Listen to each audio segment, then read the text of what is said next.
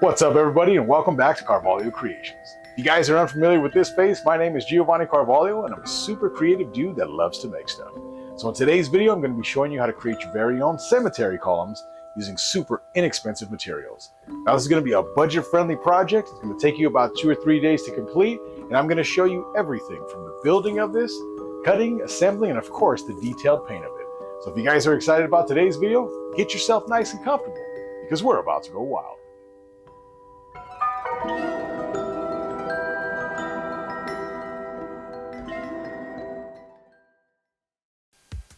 All right, what's up, everybody? So in today's video, I'm going to be showing you guys how to make a cemetery pillar. And now it's time to go over the material list so you know what you're going to need to get this prop going. Now, first and foremost, we're going to be using a cardboard tube. So I'm using something equivalent to a cement form. Mine is about 12 inches in diameter and it's about 40 inches in height. So I think that's a perfect height as a gate entrance, you know, something that we can distress, make look old, like an old concrete cemetery pillar. We're also going to be needing some monster mud. Now, if you guys are new to the channel, or if you haven't used monster mud yet, I'll leave a link down in the description below of my monster mud witch video where I show how to make that, the ratios I use, the mixing process, and how to apply it, all that good stuff. So I'll leave that down in the description below so you guys can check that video out. Also, too, we're going to be using our foam skulls that I showed you guys how to do in my cement clay recipe. And again, if you guys haven't seen that yet, I'll leave a link down in the description to that video as well in the description below so you guys can check it out as well. Also, we're going to be needing some great stuff, and the great stuff is going to be to create our foam base and like cement topper basically for our concrete piece. And then also I have this idea to make it look like a cement column, but then part of it's cracked out and maybe there's some type of stone or brickwork underneath. So we're going to be using our great stuff to kind of fill that in as well. And then various colors of spray paint, definitely black to give us a base coat here. We're going to be using monster mud, like I said, and then we're going to be using a decorative topper, and it's basically just an old plastic planter, and we're going to be painting and distressing that, giving it like a copper patina type of look. So this is going to be a really cool video, just to give it a little more effect as well. I'm going to be placing in one of my flame lights into the basin of the actual planter box. So it's going to give us that nice cool effect at night. So when you walk into your cemetery or graveyard scene, these things are going to be the first things you see. So I want to make these really cool. We've got a lot to do in this video. Without any further ado, let's go ahead, go wild.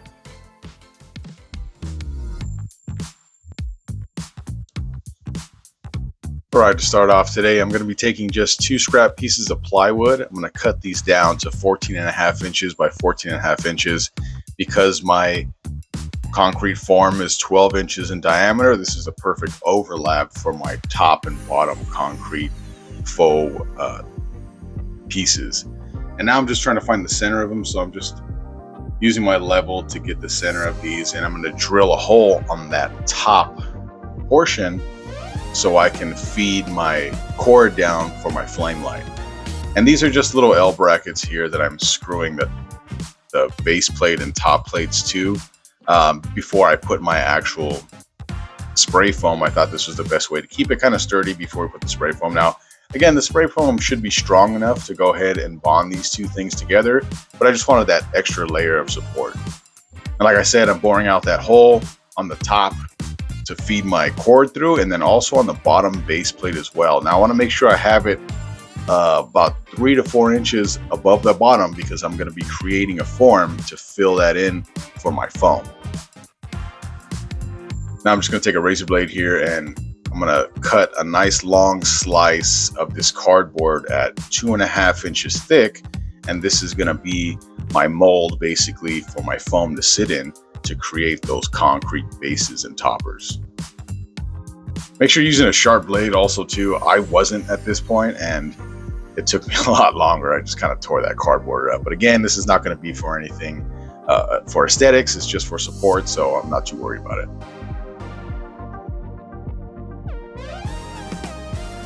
So here I'm just taking that 2.5 inch strip of cardboard and I'm gluing it to the actual plywood base and wrapping that around. That way I can spray my foam in. Now you can always go ahead and get yourself a 2-inch thick piece of insulation board. I just didn't have any on hand. I didn't want to go down to the store to pick up a whole sheet for these 2 small squares.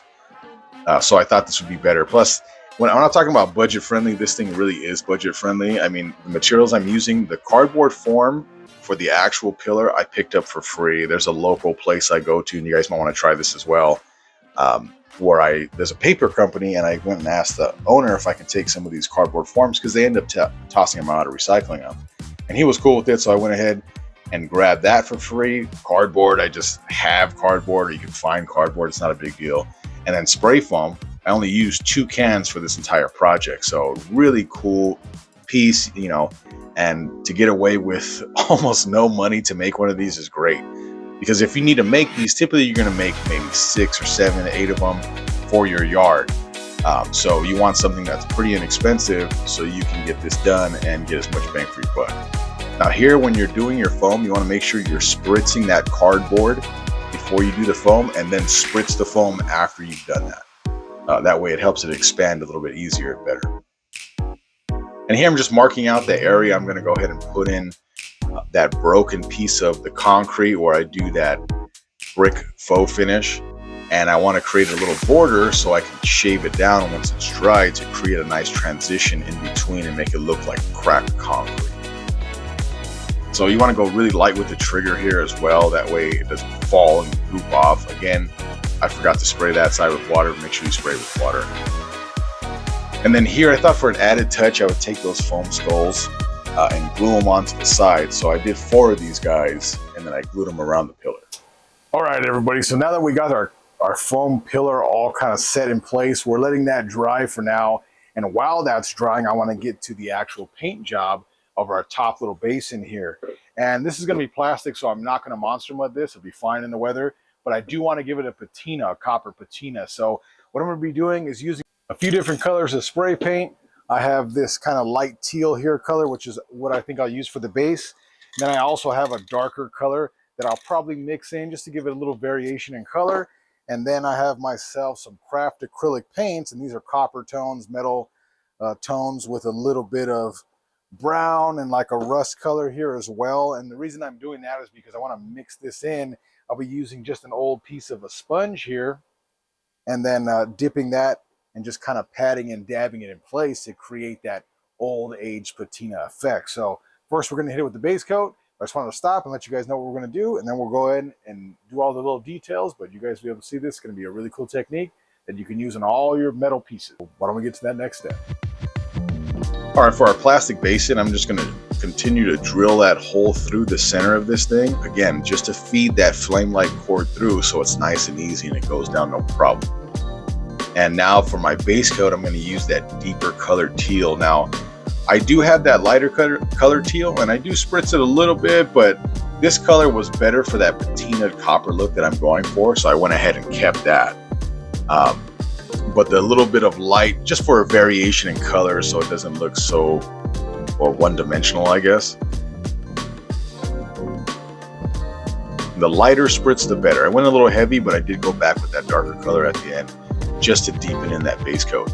Now, once that's dry, I'm using a few different metallic paints, like I showed you just a second ago, and I'm kind of mixing that all together so I get a variation of color when I put this on. And you can see here, the detail looks so much more realistic with those variations in color. If you go with just a copper tone or just a gold tone, it may look a little flat. So I would definitely recommend going back and adding some different color variations in there, the deeper browns, the lighter rust colors as well, just so you get that more realistic tone at the end, texture. Another thing you can do, which I didn't, is you can mix a little bit of baking soda into your paint before you do this step, and it'll give it a nice grungy texture and make it feel more like rust and age.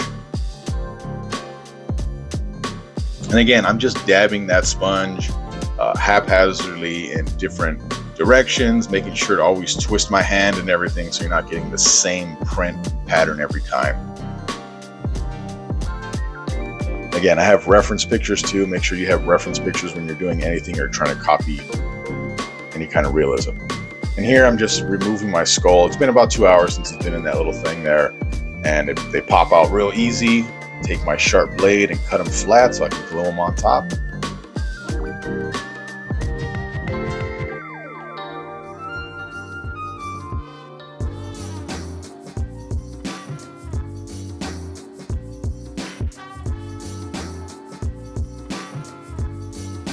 Now I'm going to go ahead and take a sharp razor blade, and I cannot stress how important it is to have a sharp razor blade. Don't try to use a dull one. Don't be cheap. Get a new blade. Cut this thing smooth and easy for you.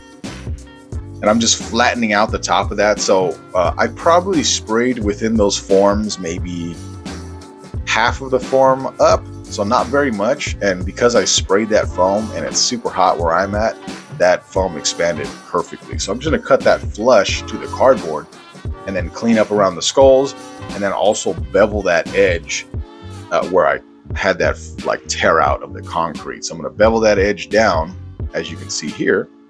And then on that inside, I'm going to go more of a straight cut because I want it to look like chipped away broken pieces of concrete. So in this little closer shot here, you can see what I'm doing.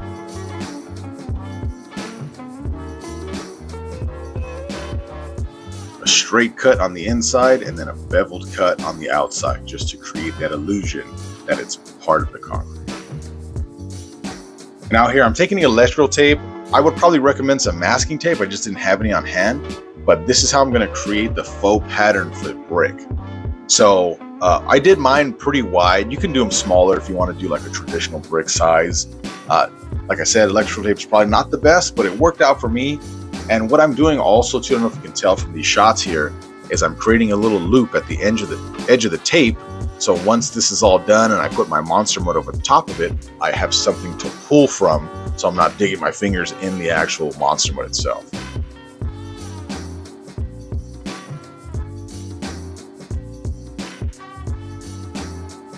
So to start our monster mud process, I'm just taking handfuls of this, and I'm going to be just pushing it into this little brick area first so I can get this taken care of and finished, and then I'll move on to the rest of everything else.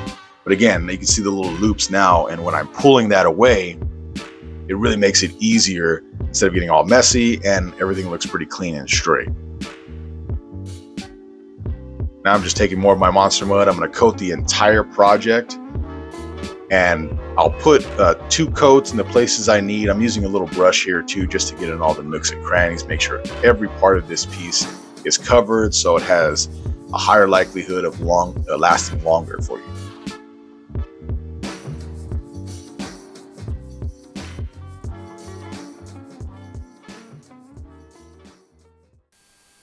Okay, before we get to our actual painting step, I wanted to stop and show you guys in a little more detail our monster mud and how it came out. The only thing I'd probably change about the process was right here where the brickwork is.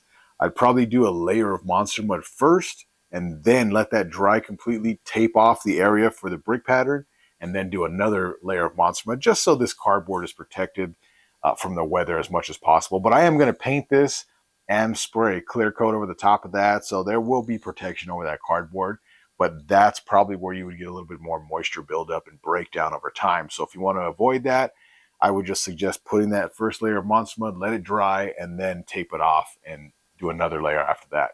But for the most part, this thing is rock solid. Like I said, we're super hot right now. It's about 92 degrees or something like that. So this thing dried up within hours instead of days, which is really cool. So all I got to do is finish the basin on the top here, and then we're going to do our detailed paint. So I'm going to be hitting this with a base coat of gray, so it looks more like concrete, and then just do some detailing and aging in it. I'm going to be spraying all the edges and around the face and everything with a little bit of black, probably using my airbrush.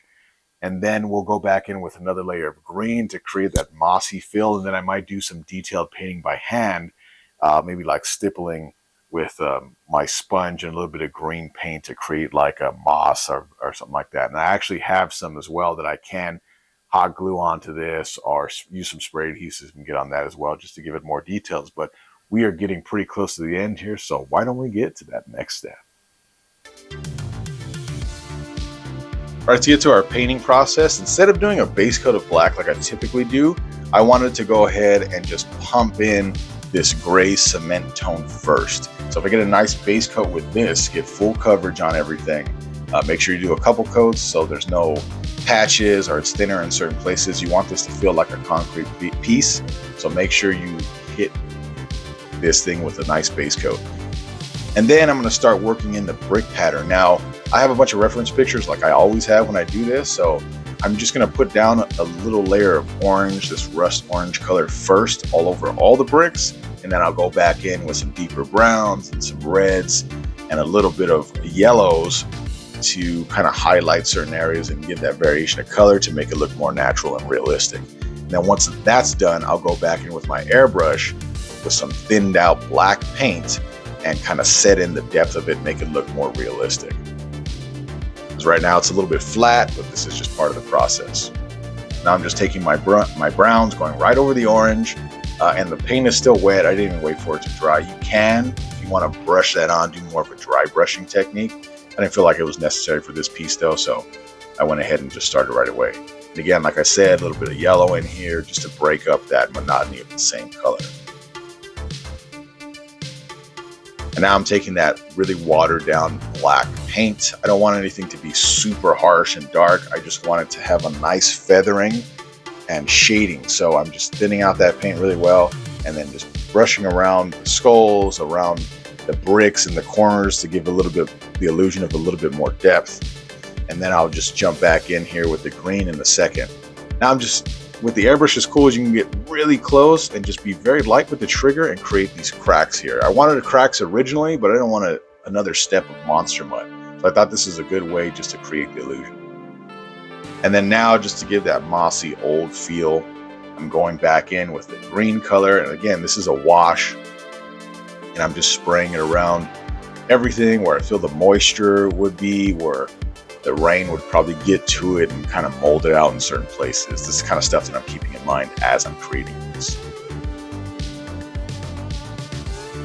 Now here I'm just taking, again, some of that leftover thinned out paint I had and I'm dripping it down. Now this is going to create another layer of texture. And that's pretty much what you're going for with these Halloween props. You want them to feel real. You want them to feel like they're actually been sitting outside. So you got to do all these different things to give you more layers of texture, more layers of realism in your pieces. And it really does help. And again, this is just a little bit more brown just to create more gunk and grunge on your actual cement pieces. And for my basin, I wanted to just hot glue this in place. I was thinking about spray foaming it or screwing it down or something like that, but I wanted the option to remove it and maybe put a bust later on down the line or change out that topper. Here I'm just using more black washed out paint just to kind of tone everything down. I felt like the basin looked too new and this really helped with that. We're going to be doing, I'll set in my flame light in a second here, and then I'll be doing a little bit of spider web kind of stuff just with my air compressor and my hot glue gun. It's kind of like a webcaster. It does work. But I hope you guys liked today's video. This was definitely a fun build. And if you want to see more things like this, let me know down in the comment section below. But until next time, happy haunting.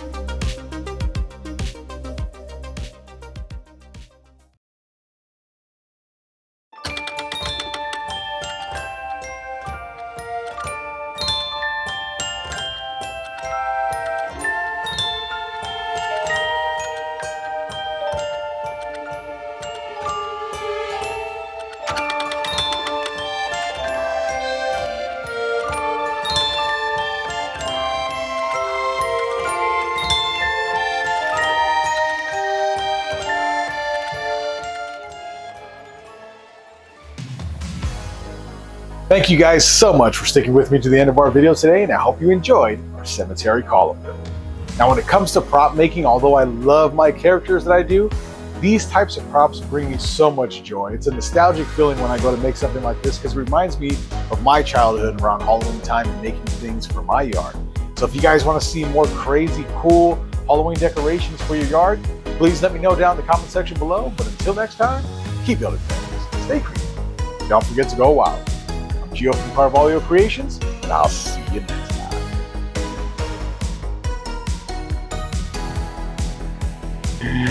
Ooh, that's hot. Oh, it's hot. Jesus.